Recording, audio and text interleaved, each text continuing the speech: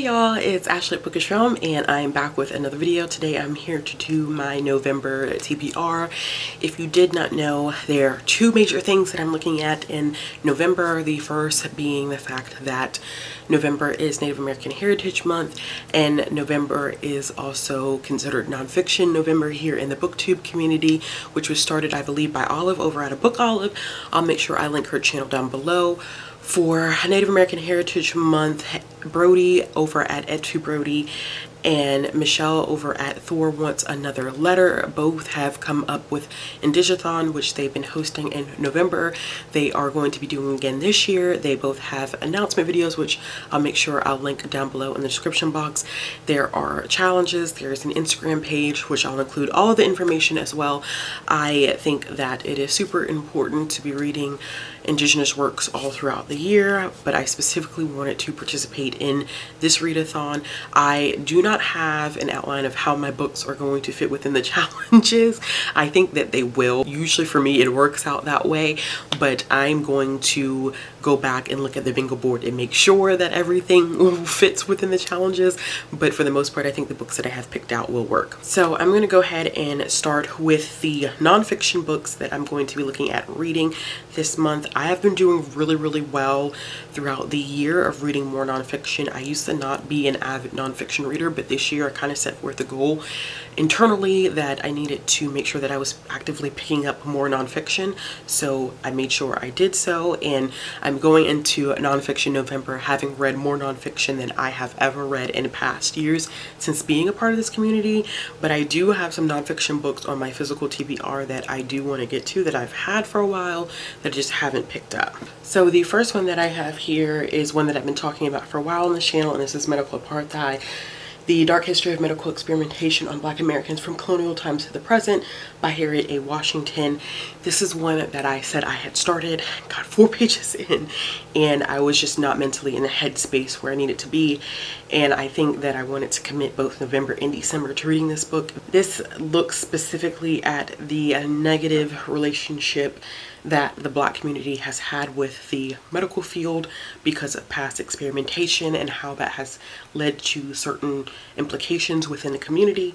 So this goes into extreme detail, gruesome detail, heartbreaking detail of what has been done. I think even within the first pages of this book, I learned about how advancements have been made in the field of gynecology. I won't even talk about it on here because it's just that mind-boggling, and it makes me so upset. But I think that it is time for me to read this. I know that one of y'all told me in the comments that I need to be prayed up when I read this and to make sure that I am good in mind and spirit and heart, and I promise you I definitely will do so. The next one that I have here is The Warmth of Other Suns: The Epic Story of America's Great Migration by Isabel Wilkerson. And this is one that a lot of people have already read. I've been told that this one reads as fiction more so than nonfiction, and that it is really accessible for individuals that are not typically nonfiction readers. But this is about the Great Migration and the journey that Black Americans have made from the South to Western and northern cities looking for better opportunities. I believe she covers from about 1915 to 1970 in terms of time period. There's a lot of data and facts that she looks at, and I'm just excited to get to this one. I believe that she just had another one come out called Cast, which I am interested in picking up and reading. But before I pick that one up, I did want to get to this one because I've had this one on my shelves for a little while and I still hadn't gotten the opportunity to read it. The next one that I have here is Hurricanes by Rick Ross. This has already came out. I had this as an art copy from work, and I was intending to read this I think in September of last year, but I didn't get to it because of course I was pregnant, had the baby, and then I just never got to pick it up. But this is specifically about the journey of Rick Ross in the music industry and his time in Miami when he was a drug dealer, and it just talks about his just experience within the industry. And I've heard some interesting things about this one, and I'm just ready to pick it up because I think there'll be some great information. I liked Rick Ross's music, I think, when I was in college. I haven't really listened to it much since then, but it was like the hype music to listen to back then. The next one that I have here is Hair Story, the Untangling the Roots of Black Hair in America by Ayana D. Bird and Lori L. Tharp.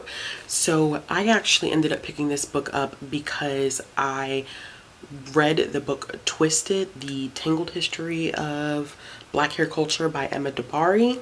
Actually, I'm pretty sure I just said her last name wrong. It's Emma Dabiri. So she actually mentions this book in that book. So I went ahead and purchased it because Twisted definitely is about Emma's experience being biracial, being part Irish and part Nigerian, and how it has affected her culturally and how it ties into her cultural background. And I wanted to pick this one up because of the fact that this specifically focuses on Black hair as it has journeyed in American history. So I believe that this one actually does touch back to like 15th century in Africa, but it does end up covering a lot of the history of Black hair within the United States. So I really want to just devour this one, and I think that it's going to be just as good. I think that it's going to teach me some of the same information that I did get from Emma's book, but I think that this is going to provide me with a new perspective and some new information that Emma's book didn't necessarily cover. The next one that I want to read that I don't have a physical copy of is Stamped from the Beginning by Ibram X. Kendi. I recently heard him speak, and I know that a lot of people have been reading his books, especially when people were looking for more information on how to be an anti-racist. I wanted to read Stamped from the Beginning, I believe this summer, but I never got to it. I was reading a lot of nonfiction about race, and it can be overwhelming, and it can be very triggering, and it could be very traumatic sometimes to continuously read about how Black people have just been oppressed in this country, all over the world. And sometimes it's hard to continue to read that content over and over and over again. So I don't know if anyone's noticed, but I've kind of taken a break from it. So now I'm ready to dive back in, and I wanted to read Stamped from the Beginning because it is a work that looks at the history of racism, and I believe in the content of the text, Ibram actually looks at some key figures in American history who have both challenged and also given much power to racist ideals. So I'm interested to see how he navigates that. I believe I do have an e-copy of it, but I also want to have a physical copy to annotate, so we'll see how I figure that out. I may even do blended, where I get the audiobook and push through it that way as well. Now, there are some nonfiction graphic novels that I wanted to read. I think during Nonfiction November, I also read quite a few nonfiction graphic novels because they are a great medium to consume nonfiction, and I think that there are some great ones out there. There's one that I want to reread, and I have read it probably about 3 or 4 times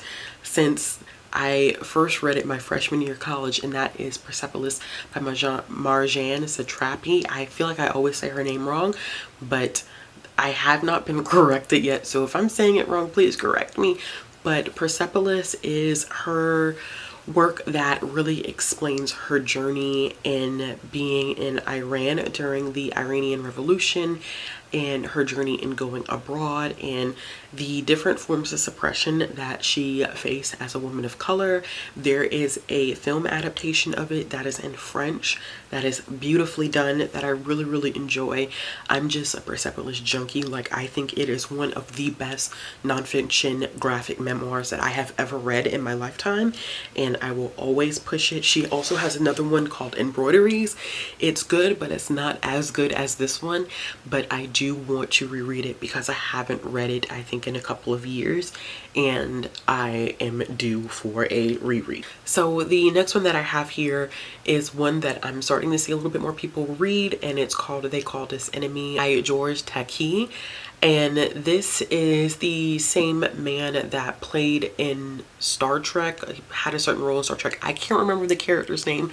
I'm not a Trekkie, but he is well known for that character. But this graphic novel, nonfiction memoir, is about his experience living here in America and how he was born here, but of course when World War II happened, we were as a nation at war with Japan, and that is when Roosevelt, of course, gave the order that Japanese individuals who were living in the United States were to be sent to internment camps. So this is his narrative of what that experience was like.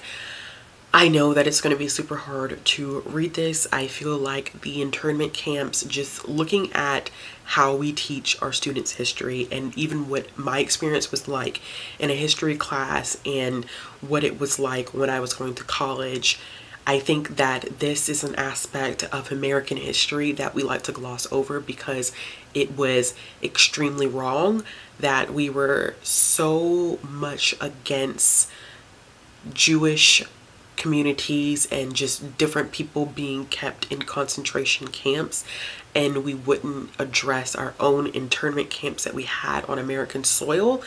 And there was no apology ever issued, I believe, until Obama became president. So it's something that a lot of individuals have glossed over in teaching US history, and I think it's so important to listen to the voices of individuals that experience living in those internment camps. So I am very, very much so, I don't want to say excited because excited is not the right word, but I am anxious to hear more of his story. The next one that I have here is Hey Kiddo, and this is by Jarrett J. Krasowska, and this is a graphic memoir about his experience dealing with the fact that he had family members that dealt with hardcore addictions and how he basically ended up with his grandparents, and then he sought out to find his father and how he dealt with all of that and how he used art as a means to express himself. I think that this is really done in an interesting art form. It looks like it's more watercolor and ink, and I'm always interested in stuff like that because the colors are muted a little bit. So think I'm gonna find this intriguing. I heard that this is dark. I heard that this gets really, really dark because it deals with some tough topics. We were talking about this just amongst ourselves as librarians, and it is a great nonfiction graphic novel, but it also is a hard nonfiction graphic novel to read. Okay, so I have a couple of things that I also want to get to for Indigathon. I want to research a few more titles, but these are a few that I have within my repertoire, meaning my collection, that I do want to read. And the first one, of course, is Trail of Lightning by Rebecca Roanhorse. I had to include this one. This is one that I want to read by the end of the year, so this was the perfect time to pick it up. I've talked about this one a little bit on my channel. I also just got the audiobook for Black Sun, so I think I probably will pick that up as well. I think that it may be our Patreon book club book of the month. I don't know. I'll have to double check, but I definitely will be reading both Trail of Lightning and hopefully Black Sun as well, because I have that from the library. So I'm hoping that I get to it before my time is up. I also am looking forward to finishing up my read of Night of the Mannequins by Stephen Graham Jones. Listen, that book was just so creepy. I'm about 36% into it, okay? And it's just so creepy. I just stopped because it's like dealing with things that kind of are like my worst fears, and I'm like, I needed to take a break from it. I know I could have finished it in October, but I was like, I don't know. I don't know if I can do it. I'm not sure if I can do it, but I really don't even want to say what it's about, except that think mannequins and then think your worst fears, and you pretty much get the gist of where he's going with that story. But it's very interesting, and I think he's just a heck of a writer. I did read The Only Good Indians this year, and I really enjoyed it, so I'm looking forward to picking up the Night of the Mannequins and finishing it. The next one that I have here is The Marrow Thieves, and I've heard nothing but excellent things about this one. The Marrow Thieves is about a dystopian world, essentially, where global warming has destroyed everything, and the native communities of North America are being hunted for their bone marrow because other individuals have lost the ability to dream, and they are struggling to survive. They have to find a way to defeat the Marrow Thieves.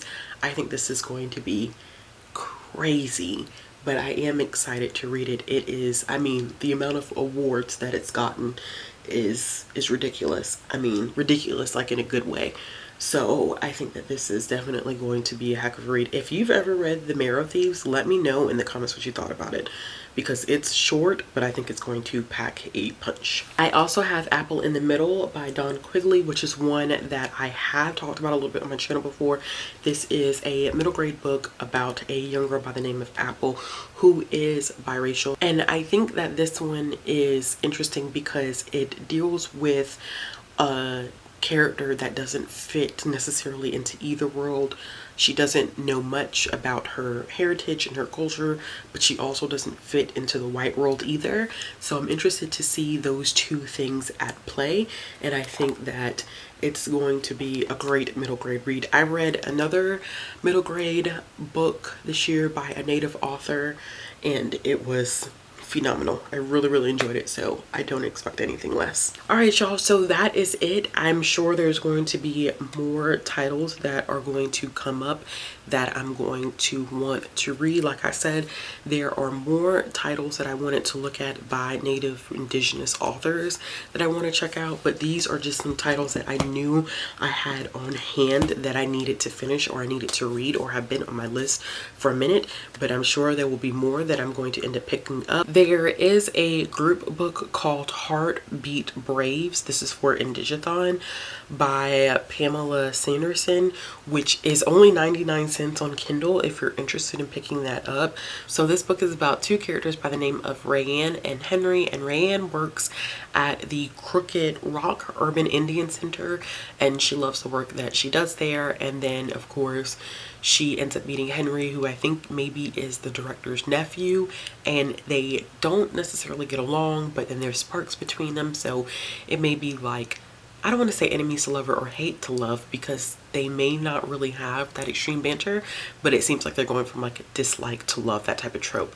So that is the group pick for Indigathon. It is a 4-book series. Like I said, if you want to check that out, I really would recommend picking it up on Kindle. Like I said, it's only 99 cents right now, and that is one that I definitely also will be reading because it is part of the Indigathon. All right, y'all, so in the comments below, let me know what you'll be reading in the month of November, whether you'll be participating in Nonfiction November or Indigathon. Let me know what books you end up picking out. If you like this video, give it a thumbs up. If you want to see more content from me, click the subscribe button. If you're looking for ways to support my channel or follow me on social media, all my links will be down in the description box below. As always, I'll be back with another video soon.